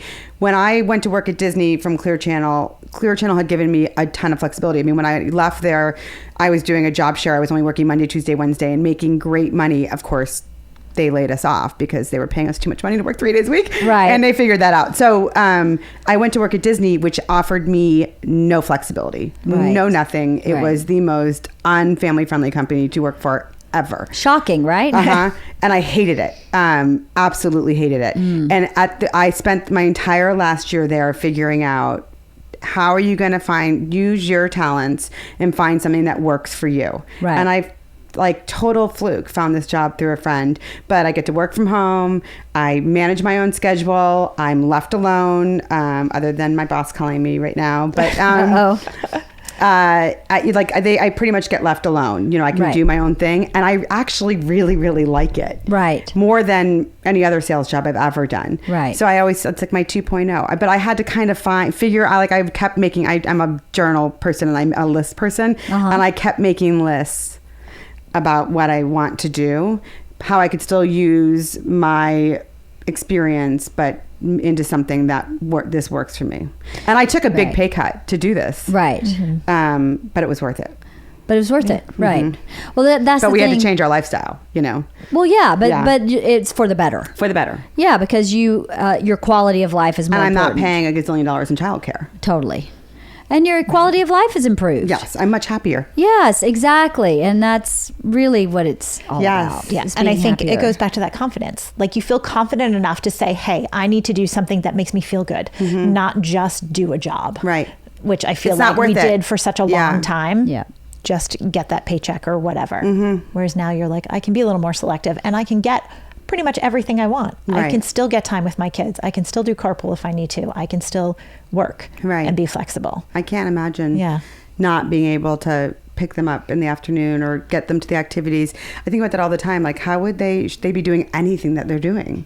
Yeah, I don't know. I don't know either. I mean, it was different when we were kids. I mean, I have a lot of friends. They make a lot of money, though, but they are paying someone who picks their children up every day and drives them everywhere they need to go, which is a huge expense. And so then at what point, if you're paying someone like over $25,000 a year to do that and you subtract it from your salary, it's like, where is this worth it? Doesn't make sense. For sure. That, and you miss out on all that stuff. Yeah. I want to be there. I want to see softball practice. But we do have an amazing, we're lucky, like with our village, though, and especially now that my daughter has transferred to our local school, and I'm feeling the love and support of the village. I can't tell you how many I have days I get a text and it's like 2, and I'm scrambling to get a report done because I need to pick up at 3, and one of the moms will just out of the blue text me and go, "Oh, hey, I'm grabbing the girls. I'll get her and drive her home," and I'm like, I know, it is kind of amazing. And then, even one time I was running super late from a meeting, and I texted Margaret because I assumed Benny was with Sasha where she was. And I was like, "Oh, hey, could you grab Sasha and I'll get her from you?" And she's like, "Benny didn't go, but I'll still go get her." Yeah, well, that's Margaret. But wait, there's 3 other people there. I can call someone who actually has a kid there. No, she doesn't care. Margaret's such a great teammate in that way. Are amazing. Really our people. amazing. This village we live in is not. It is, I don't want to say it's not normal, but it's very special. We are so lucky. It's very special. We know so many people. Yeah. And Cathy left. She moved to some other, totally abandoned the village. She was one of my key players too. I know. We have to start relying on other people who are not as reliable. Thanks, Cathy. Yeah. I'm not sure it worked out so well for me. I don't have a new village yet. No, you don't have a village over there yet. Nope. So I think, you definitely got the shorter end of the stick. Yep. But anyway, I think a lot of people feel the way I felt before I started doing this podcast, which is very lost. once you get to the place where you have kids and they're up and running and you don't know what to do because of what you were talking about, Jeannie, of it needs to work for me. It needs to work for me in the context of my family. And I think our perception is there are so few things that I can do that with. And I'm not sure that's completely accurate. Now, obviously, my podcast does not make money. It costs me money because I have to pay Halston. But it will. But at some point, I'm hoping that it will. It will, yeah. But I wonder if people should take a different perspective of saying something like, can I intern somewhere so that I can see if I like this? Or can I volunteer somewhere and see if this is something I'm interested in, to see if they want to pursue a path instead of being stuck in I don't know what to do. Well, and it's so interesting because I think you and I, and I'm trying to remember if it was you and I had this conversation or Lynn and I who had this conversation, but I do think to the countless hundreds and thousands of hours spent volunteering that you two and all of us have done over the past 15 years. Yeah. That's a skill. It is a skill. You look at that and all of the knowledge you've learned and the experience on how to deal with people, how to handle all these situations. I mean, I went to the, I'm of course already on the board at the new school. Of course you are. Yeah. And someone brought up one of the overnight camps and I was like, you gotta be really careful about that place because they do not have counselors in the room. And I went on this whole thing and they were like, why do you know all this? I'm like, oh, there was an incident, but but you just learn, you have the knowledge, you have the experience. So there are ways, I think that you're volunteering, and transitioning into this is you're used to helping people. You really enjoy helping people. I do. You enjoy having people learn and gain knowledge. And so you're now passing that on to all of your listeners by doing this. And it feels good, Yeah, it does. But all that volunteering too, like there's all these amazing jobs at schools. And I'm seeing now my son's in high school and there are 3 moms who work at that high school who I volunteer with a lot, who are on the admissions, who work in the admissions office, work in the front office and work in the, there's a department called the advancement department, which is like the fundraising department for the school. And these were all moms whose sons graduated and they were like, what am I doing now? Right. Because they had been a full-time mom who volunteered their tails off all the way through, were super active. And the school all of a sudden was like, hey, we have a position, or, posted, they always post out to the families first before they post it live, that there's a position, and they get filled with parents and they're amazing. I mean, the admissions coordinator at the school was a mom, and I'll do anything for her. Like if she texts me, I need you here tomorrow stuffing envelopes for 5 hours, I'm like, yeah, I'll be there, no problem. Right. Because she's so amazing. But that's like, she was a mom who transitioned into this job not knowing what she was going to do. Right. But that's her years and years of volunteering and all that knowledge and dealing with people has made her this amazing employee. Right. Which they find invaluable, I'm sure. Invaluable. Well, something else we should probably talk about is not everybody's is as fortunate as we are and have the flexibility to make a choice or to intern or to work for no money or to volunteer like we've been able to do for 15 years, like you said. Right. There's a lot of families at our own elementary school that can't volunteer because they work and they have to work. It's not a career as much as it is a job. But I am such a hopeful, glass half full person. I think that if you look, you'll find, right? You may have to do exactly what you did, Jeannie, which is saying we're going to have to change our lifestyle. We're going to have to cut back, but I want more time at home, so I'm going to take less money. And we can still live and be okay within the context of our life, but I'm taking this for me. And I think that's possible for people who don't believe it's possible for them. Do you know what I mean? To have worked a job maybe they hated. My cousin works at her elementary school, and every time I go to Georgia, she complains about that job constantly. And I'm like, look at your skill set. You have a degree in interior design. You are a professional cake maker. Like, she made my wedding cake. No. She's not like, I'm going to make a cool cake. No. She makes like fondant, like she makes wedding cakes. You have all these creative things that you're doing, and you're in an administrative job Those two things are so incongruous with each other. Why can't you take your skill set and find something, even if it's part-time, even if it's compromised? Because she's fortunate enough, her husband has a really good job at Georgia Power. They're not, massively wealthy, but they're fine. And their kids are college age now. And I think, why would you continue to work this job that you hate, especially when your kids are gone, when you don't need as much financially? Is it really just about finances? For some people, it is really just about finances. But for those of us who are privileged enough that it doesn't have to be about that, to find what you love. There's a book called Do What You Love, The Money Will Come. I read it years ago. But I thought that's a great philosophy to have. Do what you love, the money will come. And you have to make sacrifices in order to have that happen. 100%. We were debt free when I left Disney and started this job, and we accumulated a lot of debt, which was really uncomfortable. But we had to. Yeah. Because we wouldn't have made it, and we didn't want to get rid of our house or any of that. But my happiness was important. Well, not just that. When I worked in New York, I worked 2 jobs to be able to live there and study. In my opinion, that's a sacrifice. I sacrificed my free time and some of my 20s to work, to be able to support myself. I moved here. I took a job managing apartments, and I waited tables at a really nice restaurant, and I wrote. Well, I think it's hard for some people to wrap. They think you get here so easily to get to this place of success. It's not easy. Bert was making no money when I was working this apartment job, and there were times where he said, "Hey, can I have $50 to go gamble?" And I go, "I don't got it. I don't got $50.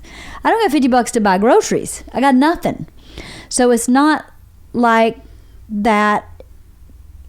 I want people to know that you can be there and go somewhere else, but you do have to sacrifice, and you do have to get really focused at what you're good at and go with that, because Bert's really good at being a comic.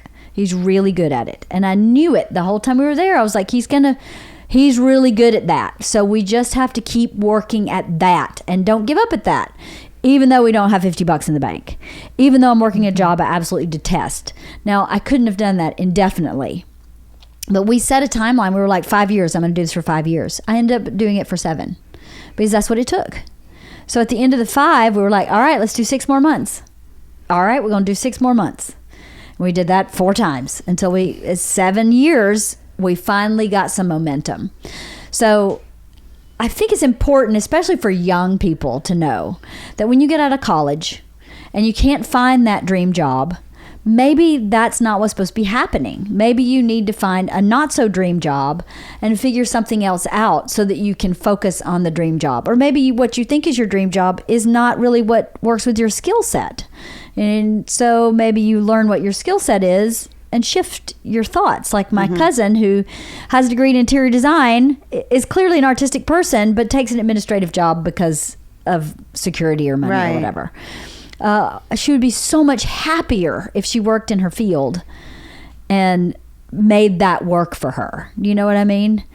Like, you can't buy a mansion on a teacher's salary. So if you want a mansion and that's your goal, then you need to do something that gets you to that goal. But if you want to be a teacher, then you have to go, okay, if I'm a teacher, I'm probably not going to ever buy a house if I live in LA, unless I marry someone who's successful and can pretty much carry that by themselves. You know what I mean?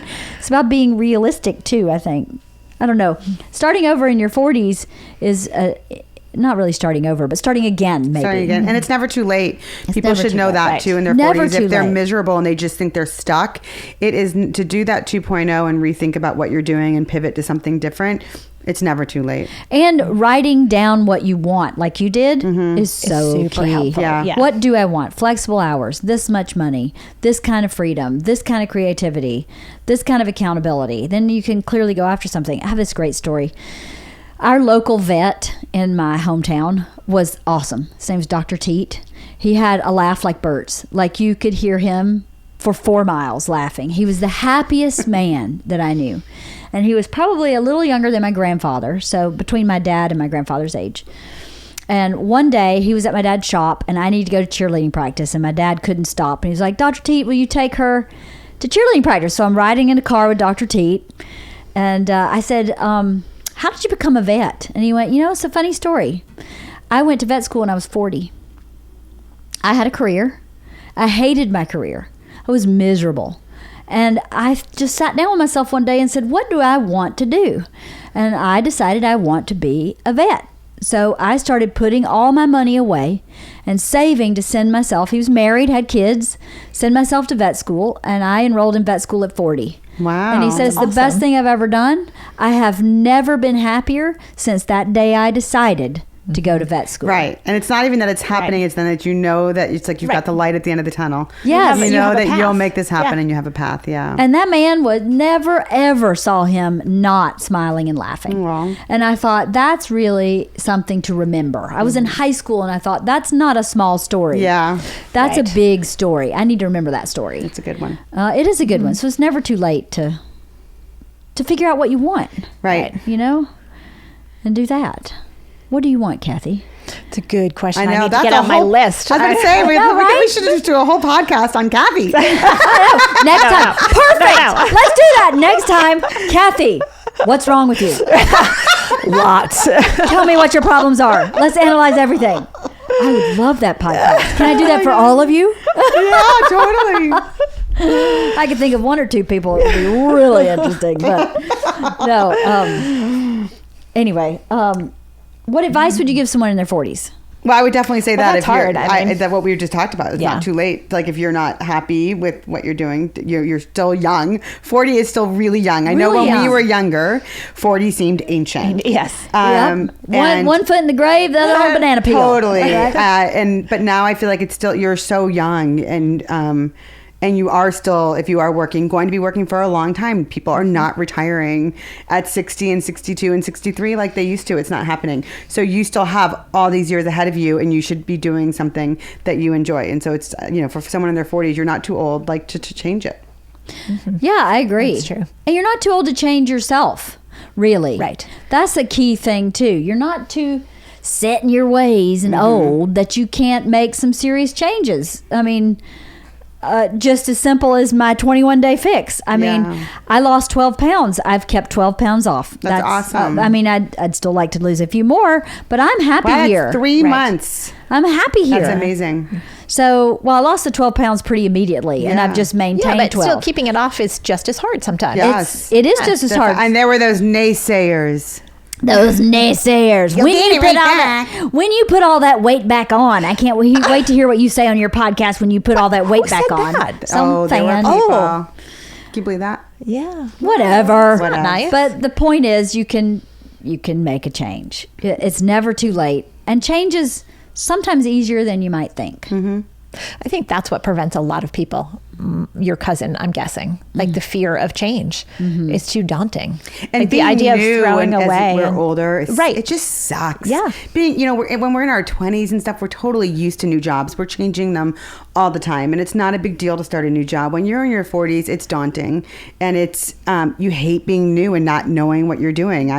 My work now, I changed territories. Did I tell you that I have the Valley now? No, that's Oh, awesome. That's cool. I know, which is amazing. But they hired my old job share partner from Clear Channel. Shut up. To take my old territory because she lives in the South Bay. So they're like, we're going to have Perfect. her take there and you get the Valley.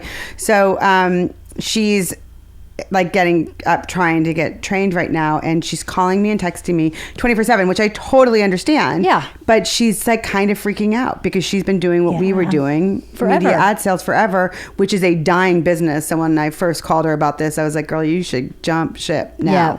But she is like, oh my God, I'm never going to get it. I'm never going to get it. And I was like, yes, you will. You're smart. You're going to get it. Don't worry. But she's so overwhelmed. Being new sucks, but being new is over in like 3 months. Yeah. Yeah. Because really, because if you're confident, Yeah. like you are in your 40s, you believe in your capabilities, then you actually become really proficient really fast. Yeah. It just is scarier because I guess you probably have more to lose or Yeah. And it's such a different, when you're changing to something totally different, everything's new. But Totally. But it's totally worth it. 100%. It is I keep worth telling her that it'll be so worth it. By fall, you're going to be so happy. That's awesome. So, any regrets In life? from any of these decades Oh. for any reason? definitely regrets for my 20s and my behavior, and I wish I could tell my kids, but as we discussed, they're not going to listen. Even if I try to say, let me just try to steer you, they're going to do what they're going to do, and they have to be young and dumb just like I was, and make their path and learn from their mistakes. I just will really try to tell them not to do it over social media. But I just wish I had appreciated my education more, focused on it more. I would love to go back and do college again. Right. Yeah. I would love to, if I had the time. For the education piece. For the education piece, to actually sit and listen and appreciate these teachers. I feel that way too. Oh, it makes me so mad that I just totally took it for granted and it was just about getting done. Right. College is so wasted on 18-year-olds. It's crazy. It is wasted on 18-year-olds. It's really wasted. Is. Yeah. I mean, every kid should be doing that gap year. And working for a year or 4 and learning how to get their hands dirty and learning a work ethic and then going to school. But it's just so the norm, and we all have FOMO and we can't miss out. Everyone else is going away. I got to go away. I think every kid should either have to join the military or wait tables for 1 year. Yeah, I agree. Waiting tables sucks so bad. Not even like pizza delivery, Halston. Sorry, but waiting tables sucks. And I did it for 8 years. And I thought I learned patience. I learned how to grin and bear it. I learned how to multitask. Yeah. I learned how to take a customer complaining over something that was completely false and to still have to apologize and to still have to make them happy, which I don't know very many. I don't know. Any service job, I think. I don't know. Waiting tables pretty bad. It is bad, but I don't know. Retail is not a whole lot better. I worked at retail, and people retail sucks. Crazy. You work retail the day after Thanksgiving? Fuck, but man, no, you gotta be be a saint. Shirt. No, it's the day. It is the worst. Is even worse. And I worked at Banana Republic. I did too. It's fucking fold shirts. If you work the worst than the day, Black Friday, the day after Christmas, when everyone wants to fucking return everything. Exchange. Yes. Yeah. Return or exchange. Evil. What was your craziest job, Jeannie?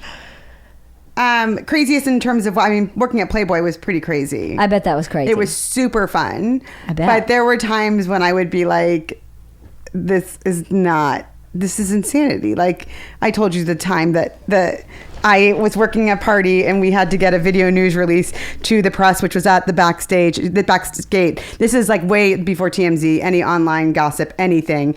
And Hef would make a 3/4 inch tape. This is the 90s of video footage from the party, and we would have messengers waiting at the back gate, and we would hand out the 3/4 inch tapes, and they would run it out to the news so we'd make the nightly news. Oh my and then God. get it to Entertainment Tonight and Extra and stuff. So I would be in charge of that at the event. So I would be running around with my clipboard and my headset, and trying to make sure that we're getting the video footage that we need to get and get those tapes out. And there was a tunnel that led from the grotto. There was next to the grotto, there was a bathhouse and a gym. You went down a spiral staircase and there was a gym, and there was a secret tunnel that went from the gym into the house that not everybody knew about it. Playmates knew about it, and staff.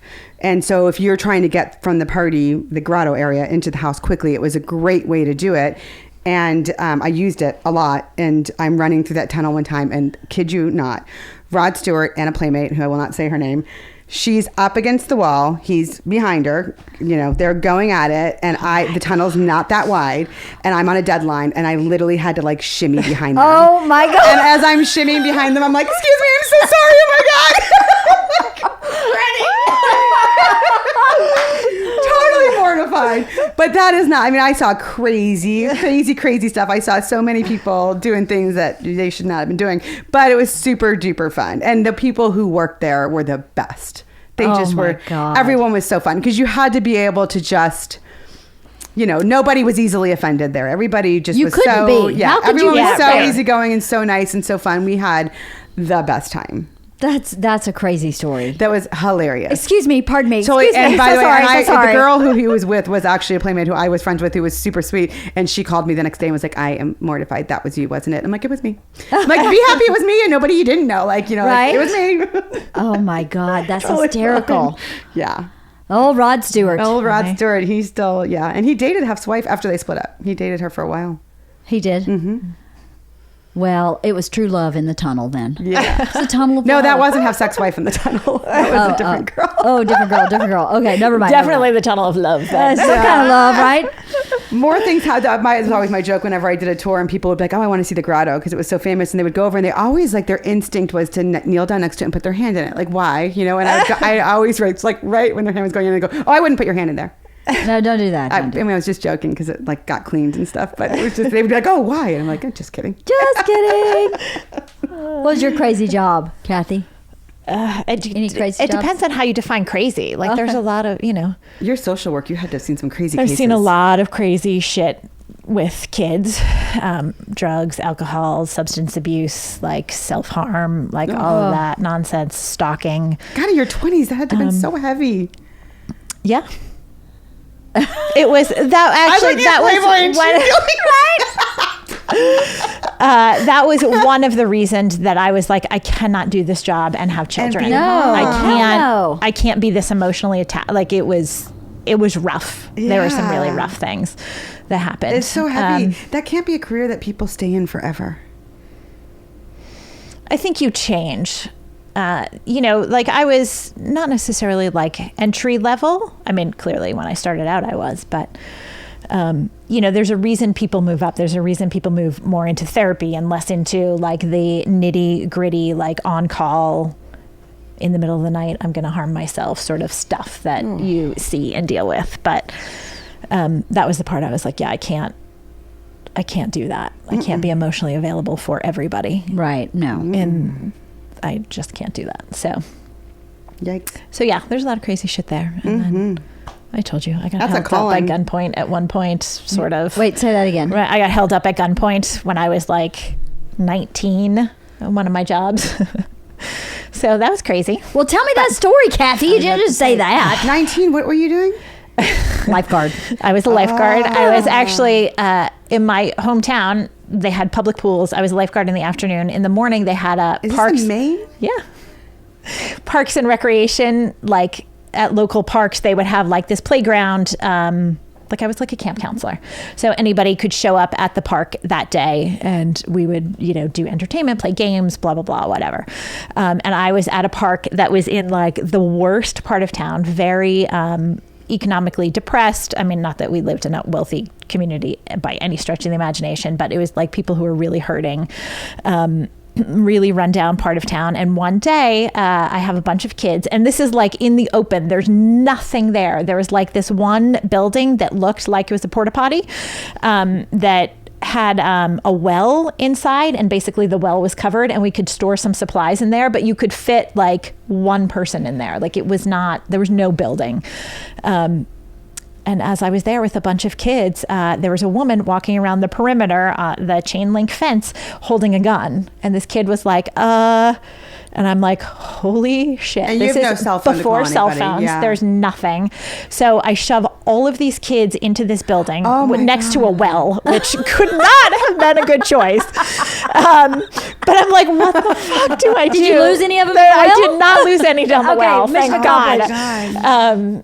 And there was this boy who was like 16 or whatever, who had a bicycle there. He rode home, called the police. They showed up. They chased this woman down. She assaulted 2 police officers. They finally arrested her. And it turns out the gun was not real, but like it looked real. Yeah. They thought it was real. That was scary shit. To figure out if a replica is real or not. It takes actually like sometimes a few minutes. Yeah. Which is crazy. So like if you get shot for holding a replica, it's your own fucking fault. It is your own fault. Yeah. That's a crazy story, Cathy. That was crazy. That was insane. That's crazy. I was 19 at the time. That was crazy. That's crazy. Did you fit into the little building with all the kids? Yeah. That's really scary. It is scary. I mean, it was really scary at the you time. Think about the teachers like trying to like I know shield their kids in the back of a classroom. How scary that is. It would be terrible. Oh my God, it's horrible. It was terrifying.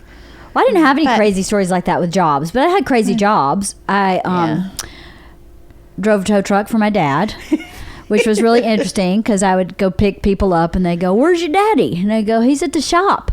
"Well, who's driving this wrecker?" "Well, I'm driving the wrecker." "Well, you don't know how to put this car on this wrecker." "Oh, yes, I do." So I would hook the thing up and drive off with it, and these old men would be like, what? That's hilarious. That was really funny. One night my boyfriend broke down. He bought a Nash Rambler that he and his friends were going to fix up, and it broke down. And I showed up in the tow truck, and my cousin Kelly was like, you don't know how to do that move. I'm going to hook this up. And I was like, okay. So he hooks it up totally wrong, drives maybe 5 feet, and it falls off the wrecker. And I was like, everybody move. I put it back on the wrecker, and we went home. And they were like, damn, Leanne, I didn't know you knew how to do that. Like, yeah. What do you think I've been doing, my daddy, driving on all these record trips? Just like sitting in the front seat chewing gum? I'm the one that hooked the car up.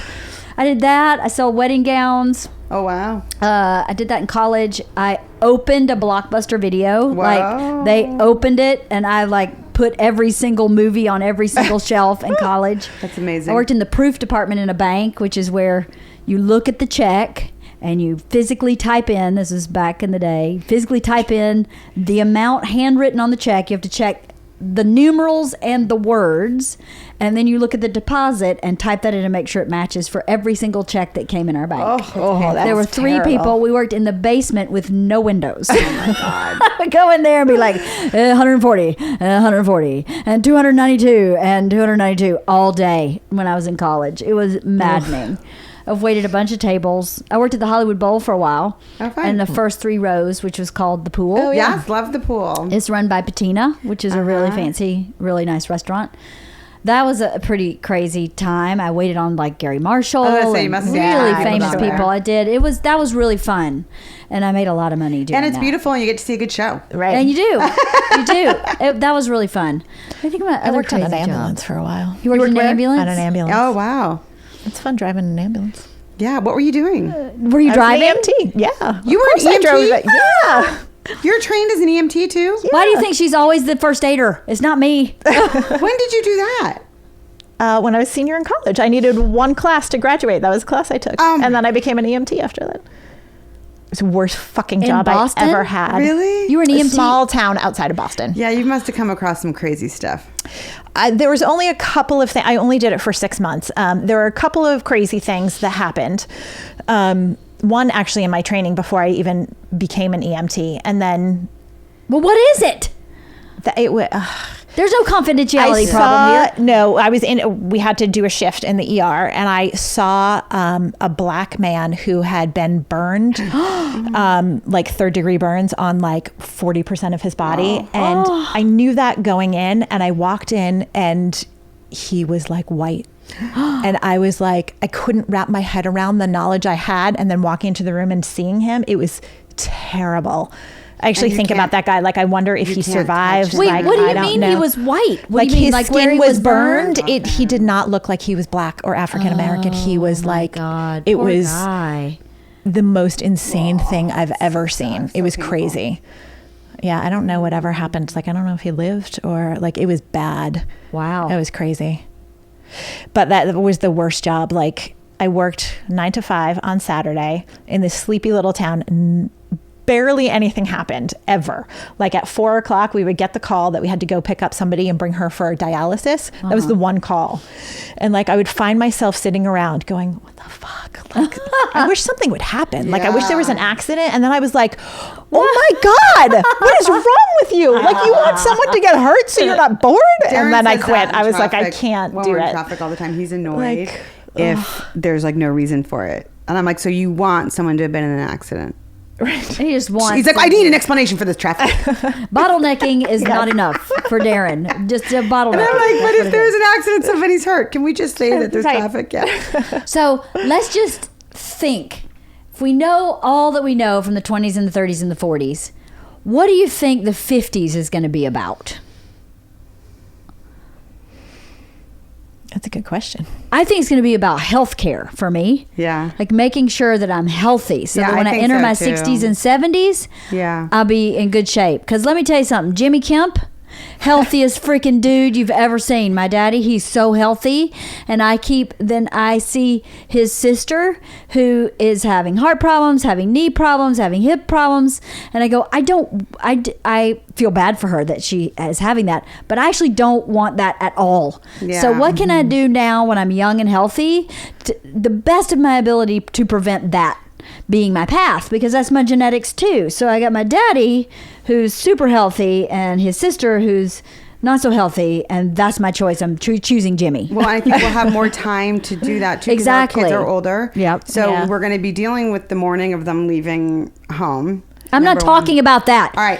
Okay. Yes, we are talking about that. I apologize. That is our 50s. I'm sorry. Our 50s, but so we'll be dealing with that. But on the other side, we can also start to deal with our own, happiness in every capacity, and being healthier and being more comfortable in our skin and marriage and all of those things. Yeah. Like the things you were talking about earlier now the kids are busier, now you're married. Right. Yeah. I think now, all of a sudden you go back to that, like whenever you first got married, when you didn't You're have together kids, you're like, alone wait a a minute. lot. Wow, Yeah. it's just the two of us now. We're going to be together alone all What the time. happens? Yeah. You know what's funny? I still want to be with you. is now that my kids are older, Bert and I are enjoying each other more. I think we were living in two different worlds a little too much before. He's always been as plugged in as he possibly could be as a dad, but he's not here.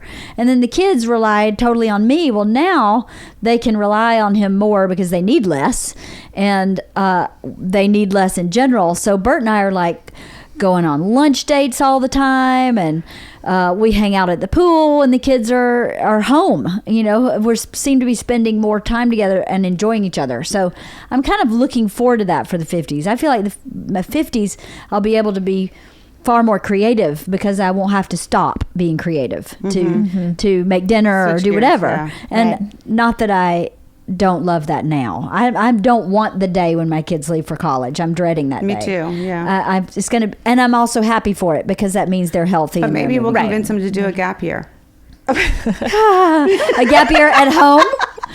Right, not at home. We would like you to have a gap year in our home.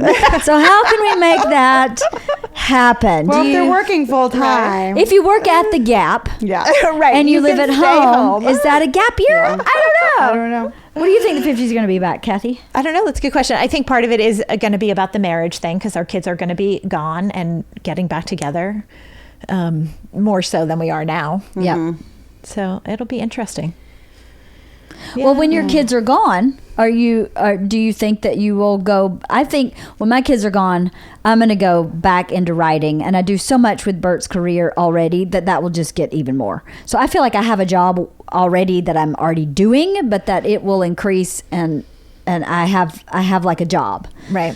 What do you think you're going to do? Do you want to have a job? I need to figure that out. I do. I mean, I can't imagine you with no kids in your house, just cleaning your house all day. I know. What would I do? Like, You sit home all would day? be. I would go Oh my crazy. God!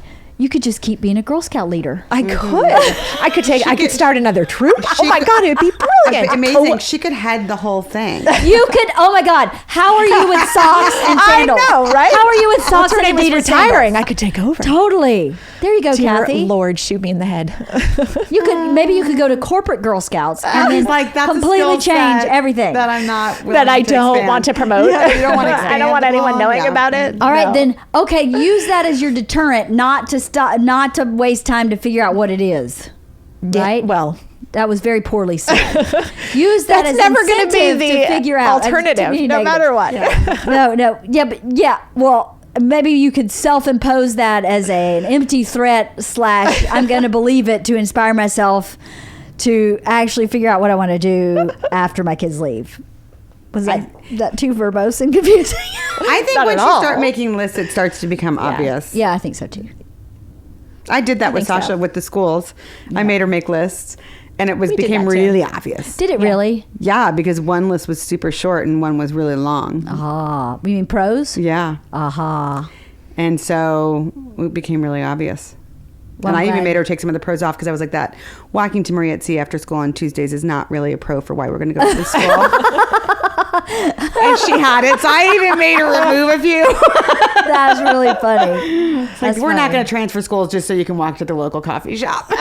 That's really funny. Well, she has priorities. But there were other right. there was enough other ones, but it did become obvious, and it helped her a lot. That is really helpful in We general. did that actually when Lily was choosing schools. Yeah. Same thing. I think it's important. We did it But I too. think once you start writing down what you don't want, it eliminates so much. You're right. Yeah. That it really helps you narrow. Yep, we did that too with Isla with choosing middle school. Yeah. Yeah. Georgia didn't have to do that. She went on tour, got in the car, and went, "This is it." Yeah. There was no other. And she did the discussion. same for her high school. She just knows. No, that's what she did for high school. Yeah. We never even considered anywhere else for middle school for her. I knew that the program that she's in was the right perfect, one for her. yeah. I was not even concerned with her. But I Love Middle School was... Anyway, this is totally off topic. But I personally learned a lot today about myself. Yeah. And about how similar people's experiences are of their decades. You know what I mean? Yeah. It's interesting that the three of us in 3 different cities from 3 different backgrounds had similar experiences in all of those phases of life. Except for Kathy was so together in her 20s and I was so not. That's because she sucks. That's why. She's always together. Whatever. She's the one I can never help. I'm like, could you have a problem, please? So I can feel like we're balanced. I talked to you about mine. You have no problems. So that's why, because she's fucking perfect. Yeah. That is so not true. I know oh my it's God. not true, but it Totally is kind of kidding. true, Kathy. It's kind But of it's just true. so funny because I was like such a shit show I was in my a 20s, fucking and you shit were like, show. "Yeah, I got my master's degree, and I was, I just did what I was EMT, and supposed to. I was a social worker. I mean, I'm dealing with people suicidal, but it's all I good." mean, isn't that what you're supposed to do? Everyone does that in their 20s. It's fine. I fell in love in college and married him. Isn't that what you're supposed to do? I got really drunk. So in now my we know who's 20s. really carved out of cream cheese. It's not the author, is it? The guy who wrong it over there. Maybe. But you went through that soul searching in your 30s. I did. More But so. none Yeah. of your stuff seemed to be as tumultuous maybe as mine and Jeannie's. Jeannie and I probably would have been very good drinking partners in the 20s. For sure. Yeah. But I think that's really cool. I'm hoping that people who listen can go, oh, okay. Identify with something. Right. Yeah, and to say, I'm 20, because a Mm-hmm. lot of people say, this is a lot of comments I get from fans, is that it's so nice to hear women in their 40s to know where I'm going. Yeah. To know that that's what I'm going, or that's my goal, is to be able to have a group of friends that talk this frankly and feel this good and all And I that don't stuff. sound that old. We're not old, but No, I we're... was just thinking, I'm like, you need somebody in your 60s on here because where are we going? What happens I know, in right? 20 years from now? I don't know, but you know what? It's such a different generation. I It don't is. think I guess I don't. that's think I don't want to hear their we're story. going in the same Yeah. place. We're not going there, Kathy. We're not going there. I really don't think we are. Put it this way: I started going to the chiropractor, and I had X-rays and all this stuff, and she was like, "Your internal age is 37." And I was like, fucking right on, because I'm 47. So that means at 60, I'm really only going to be 50 if I Right? keep on this path. So I don't want to know what those old people have to say, because I'm not going to do that. We're creating our own path. We are forging our own way. Yeah. And even though I would like to talk to somebody about what happens like biologically, like But hormonally, even- and yeah. biologically. And But everyone's so different. everyone is so Yeah, different. that's true. But everybody's kind of the same. We all go through menopause, all of us. So what are those differences? No, just kidding. I know, right? This is the first I've heard of it. Like when we were talking about childbirth before, somebody asked me to do one just about childbirth because they're so different. And like, you know, I don't know who was on that podcast with me. I don't remember who we were talking to, but I was like, you know, my body smelled funky. I was me. And nobody else Well, that was us. had that. Kathy. I think Yeah, it was. us. Yeah. So I'd be interested to have a talk about that for menopause. Yeah. To go, well, I had massive headaches. I had nothing. I mean, Christy Goodman, she probably wouldn't. She would be great. She would be awesome. But if I ever saw her, that woman had a fan on her physical body at all times. What about Abby So did Coden? Abby, yes. Abby don't- had the one all that you the put into time. your phone. Yes. It was, you had She a would USB or a little thing, and she'd plug it in. So she was always holding her phone. I didn't know that. It had a constant fan. did. She had one for her iPad, wherever you Yeah. were. She had Shut that fan. up. Yeah. And she was like this. all the time. All That's the Christy's time. fan was manual. Hers was like a Oh no! Oh, yeah. No, Abby she had the had an one you just electric plugged one. into your phone. Yeah. And you put electric. like- That's hysterical. But like, is everybody gonna have hot flashes like that, like all day, every day? I don't or know. Is it just at night for some people? Or because I already have night sweats here and there, and I go, well, this is totally hormonal. But what Is to it like expect? night sweats, like after the baby night sweats? Because that was Like soaked? Yeah. Yes. Like change your Oh clothes. my in the God, that middle of was the a night? fucking Yes. nightmare. I never Like- had those. Oh, Does my that mean I God. won't get them with menopause? I don't know what the God, I hope correlation not. is, but they're terrible. I didn't get those. You're soaking. Like I would take a towel and wipe under my boobs. Oh, boob sweat's 'Cause, the Like worst. literally, like Oh. you change. It's disgusting. Boob sweat is the Change your worst. clothes entirely. I could Change the wring out sheets. my shirt. Oh Yeah. God, no, I It didn't was have gross. It's awful. I had that. Good times being a woman. All right, that's a whole nother podcast. It is a Yes. whole nother podcast. Well, thank you for this one because I think it was pretty good. Yeah, this is good. Fun reliving my 20s. So fun. I don't know if I'd call that I'm fun. joking. Yeah. I wouldn't call that fun. I'd call Therapy, it maybe. I'd call it enlightening. Yeah. It was an enlightening podcast. I enjoyed my high school years more than I enjoyed my 20s. Fucking right on. Me too. Cheerleader, shortest skirt you could buy. fun. Bring it on. Yeah. So fun. All right. Well, thank All you, right. ladies. Till next you. time. Bye. Yeah, thank you. Bye.